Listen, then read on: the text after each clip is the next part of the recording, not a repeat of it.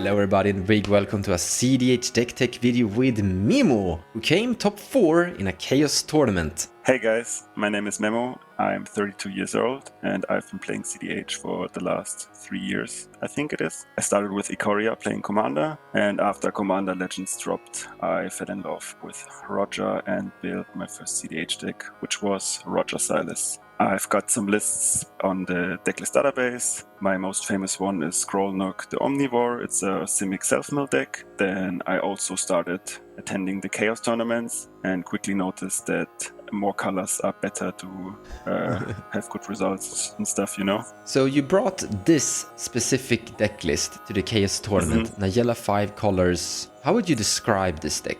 The original name is NBC, No Bad Cards, what isn't exactly true because we are playing a bunch of cards that only do give us speed. It's a Grixis, basically it's a very Grixis heavy deck, plays all the good stuff we know from the well-known Grixis shells. We play almost all the good rituals. We play the best win cons. We play Ad Nauseam, Oracle Consult, Breach Freeze, almost all the fast mana, Culling the Weak, Dark Ritual, all Spirit Guides, Tinder Wall, because we just want a lot of gas and a lot of mana outbursts to slam our win cons as soon as possible. And then you combine it with Najeela win cons like the Revi, and I did see Druid's Repository as well. You don't play Nature's Will though, right? Yeah. I think Nature's Will is too slow. I also think that sometimes people played the Sword of Feast and Famine. I also don't like that one. I was considering Grim Hireling as a one-card combo, but for me it's too slow and too conditional, so I only exclusively use the Revi and Druid's Repository. The reason I don't like Repository, not really, but I think it's good enough because it layers with Enlightened Tutor and also with Sevin's Reclamation, which also layer with the Revi and Underworld Breach, obviously. That was another reason why I excluded Grim Hireling, because it doesn't layer with Sevin's Reclamation. So we have those two one-card combos. Now you did mention that more colors, more good. Yeah, that's what I noticed, yeah. Wanted to bring a deck to a tournament, and you chose this for the Chaos tournament. Was there any other thoughts regarding deck choice for the Chaos tournaments? Those that don't know, the Chaos tournament is an online webcam Discord tournament hosted by the cEDH Nexus. Links in the description below of the video, free to entry and proxy friendly. I love the Chaos tournaments. I've been a huge fan of them, especially because they're free to attend. And it's a very nice environment, cool people. It's made out of 4 Swiss rounds. Each of them goes 90 minutes. The last ones were like 75 minutes. Now they went up to 90 minutes because time limit without extra turns. They, to some extent, favor a specific archetype over other archetypes. Especially, I think like win-conless decks have a hard time to win a game in 90 minutes. Yeah. And four draws in the Swiss rounds will only give you 4 points, and 4 points won't be enough to make top 16. So those turbo-ish and mid-range decks just have slightly upper hands in the Swiss without extra turns. That was also a reason why I decided to pick Najeela up. Yeah, she's fast. In my first Chaos, I played Tymna Bloodpot. I tried to play it like with only the Supreme Stacks pieces, but I quickly noticed I do get my 2 or 3 win attempts, but then the time was just up and I wasn't able to close out the game. And Najeela gives you like the tempo you need to win the game in under 90 minutes. And she also has like that re-attempt. Exactly. I think Najeela has the best comeback potential, like hands down. We don't have a lot of card draw, but we have a lot of tempo, and there have been several occasions where I got stopped and I just top deck like a game-ending spell, like Intuition, for example, can win on the spot. Sometimes they stop you from breaching, and then you untap with a bunch of warriors and you draw a extra turn spell, and this can be enough to just kill the table with combat damage. You play Chance for Glory and Final Fortune here. Exactly. So I think Final Fortune is the best of the extra turn spells. Chance for Glory is definitely maybe a controversial pick. I know some Najeela pilots don't like it because it's 3 CMC, it's harder to cast. I think there's a case to be made to play Warrior Oath instead of Chance for Glory because it's easier to assemble post Ethnos. But Chance for Glory is 1 more mana, so it hurts more from Ethnos and is not that easy to assemble. But it also gives you the cute combat trick, the instant speed stuff. So that's why I decided ultimately to pick the Chance for Glory, but it's probably just like personal preference. If you like to do it like more easily, let's say post Ethnos, exile the Red Spirit Guide for Rite of Flame into Final Fortune or Warrior's Oath will most likely give you the extra turn you need to just win, right? So how do you feel Najeela functioning in the current metagame? Najeela hits fast and hits hard. That's my opinion. I never had, like in all the games, all the 5 games I played at the tournament, I never felt I had a bad matchup. For me, she's very, very resilient. The worst matchup I probably had was the first game. I was going 4th versus double Azorius decks and a Malcolm deck, and I was very scared of a early Draenei plus a Rule of Law effect, because if I don't get Najeela out before the Draenei hits the board, I cannot pivot into the Beats game plan, which I usually use versus decks. I had a turn 1 Ragavan with some ramp, and then I luckily top decked a Mystical Tutor and was able to just turn 2 North with Calling the Weak the Ragavan, and luckily my opponents did not anticipate it and had no interaction for that. So I won turn 2 with the Ethnos. And that's also something, a strength of Najeela, from my opinion, that you can just pivot into the according game plan depending on the pot composition or the board state. I noticed on turn 2 my Ragavan can't connect anywhere because there were already commanders out and a Lion Sash. Then I noticed, okay, I won't be able to. If I cast Najeela now, there will be Ranger Captains and other things, and it will only get worse for me. So I just decided to pivot into the Ethnos plan and hope to win from there, which I luckily did. But other than that, it's a very resilient deck, and you can usually just pressure the table and make up for the fact that you don't have any card draw in your command zone. How does that feel though sometimes? I mean, I guess there are situations where the game starts to go, like your deck wants to win fast, end the game fast, but what happens when the game doesn't end that fast? Yeah, fun fact, in the top 16, so I haven't been in top 16 before, but somebody told me, or I think it was, I heard it in a podcast, that top 16 and top 4 games are arguably slower than the Swiss rounds. People just are playing safer, they keep slower hands because they're scared of mulligan too low. And I was going 4th again because I barely made top 16, and I kept a very slow hand, which I felt was necessary because my opponents were Chrome Ikra, and then we had Blue Pot and a Tymna Jeska Turbonos deck. And I did not feel like it's my responsibility to stop the other turbo decks. So I kept a turn 1 Esper Sentinel into turn 2 Archivist of Orgmar into turn 3 Ranger Captain. So basically all the white creatures, and I played them on curve. So my Esper Sentinel resolved, my Archivist resolved, and then my Ranger Captain resolved. And it was just absurd because Esper Sentinel and Archivist drew me tons of cards. I can see that. Yeah, the Mardu player tried to win, could not get there, and then I just untapped with, I think, 13 cards in hand and was able to just assemble Underworld Breach combo. I mean, you also have in the deck Rhystic Study and Fish, so like, it could be on the grindy game plan if the cards in your hand are there for you. Yeah, it's all depending on reading the table, what am I expecting and what am I looking in the mulligans, right? So in my second round, in my third game, I was able to fall back on a Rhystic Study after my Culling Ritual got countered, and the Rhystic Study got me back into the game. That's also the reason why I decided to play Archivist of Orgmar. I know some Najeela pilots don't like it. I think it's obviously worse than Fish, Study, and Esper, but I also think that experience beats theory crafting, and it never felt bad for me. You're gonna draw cards with it. Like, it's one of the weaker variants of value engines, but it still will do the job. I mean, people are gonna search the library now and then. Yeah.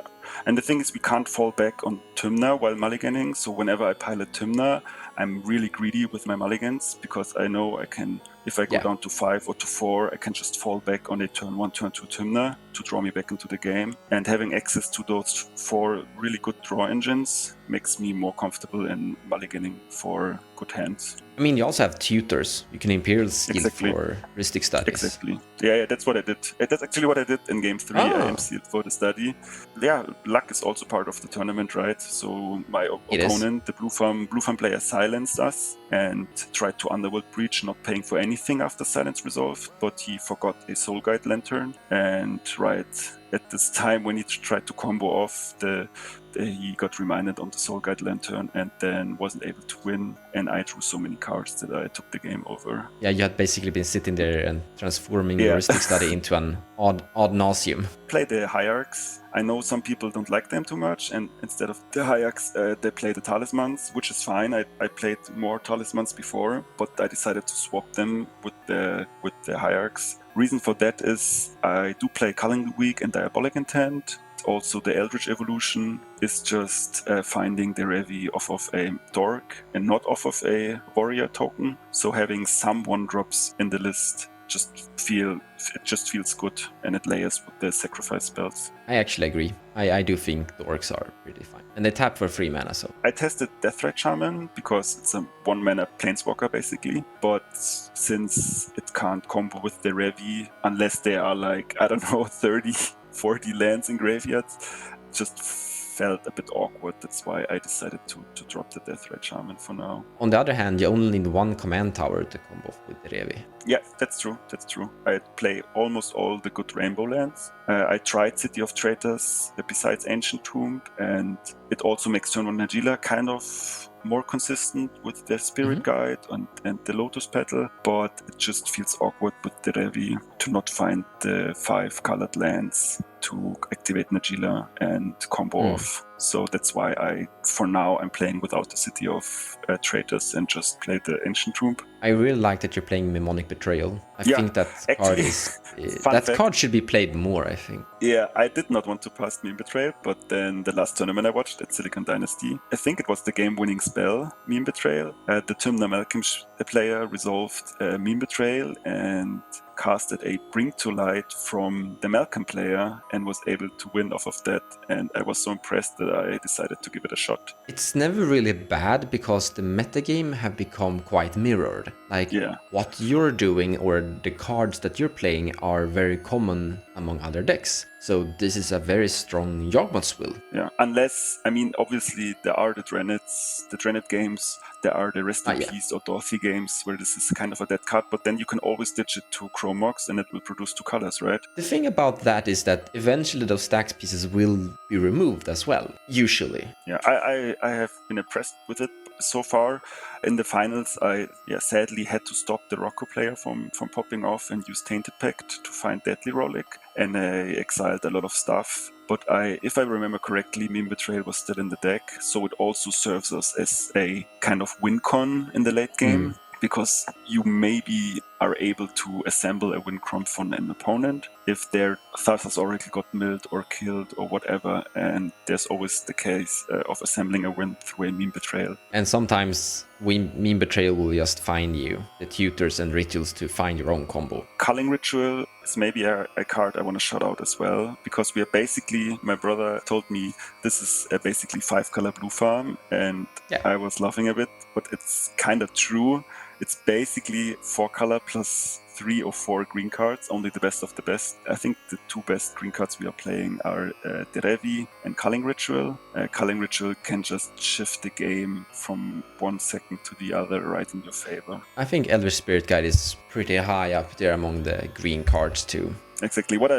Even if you don't have the payoff in hand, right? The best case scenario, you have the Adnos in hand, you blow up everything and then just cast the Adnos with spare mana. That's fine, but on the other hand, you can also like Culling Ritual and still have your Najeela, still have your Ranger Captain, still have your Heuristic Study in play, but you took all the Mana Crypts out, all the Talismans, all the Bloom Tenders, and it's all the other Dorks. So it's a very good card, either versus decks or versus Midrange. True. True. Yeah, that's a good one. This could be a very cute 2-card combo to win. So you've been playing the Chaos Tournament for a while. How does it feel like? What are people bringing to that online webcam tournament?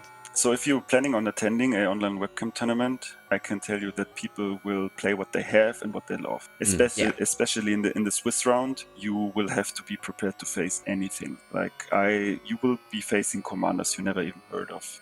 In my first round, I played versus a Sorios deck. It was a partner with a background, and I didn't even understand what he was tutoring for. It was some kind of equipment that looked like it could draw his deck, maybe. But yeah, it's pretty wild out there. So I like that. I like the Wild West. Yeah, I know you're a fan of the wild piles. There's all kinds of stuff. There's stacks, there's turbo, there's mid-range. Just make sure that you're playing a deck you're comfortable with and that can adapt. That's what I am at least recommending. That's why I picked Najeela, because it can adapt to the pot very good. After the Swiss, it gets more serious. Top 16 and top 4, you see more of the more established decks. Usually Blue Farm, Thrasios Brutal is also very, very prominent. I believe from top 16, 25% were Thrasios Brews. I think there were four Thrasios Brew decks in the top 16, which is wild. And yeah, Najeela, obviously, shout out to Kevin from Sadnose, who took the whole tournament down. He played very good. I faced him in the second game. We played together. Both of us didn't win that game, but I think it was his only loss, and he just won from there every game. So Najeela also is really a really comfortable pick in those blind metas. Basically, adaptive decks feels like a good choice, just because you could face anything. From my perspective, that's the way to go. I already mentioned I don't believe that win-con-less decks or heavy stacks decks are any good in a 90 minutes without extra turns setting. Those decks are just getting punished by the whole setting, so I'm recommending either go fast and hard or play the mid-range game plan with enough win-con density to have consistent win attempts. I'm famous for being the stacks player in the community, I think. True. But I'm gonna say that I don't think win-con-less stacks is good. Don't do that. Mm-hmm. Or you need to have a combo with your stacks deck. Yeah.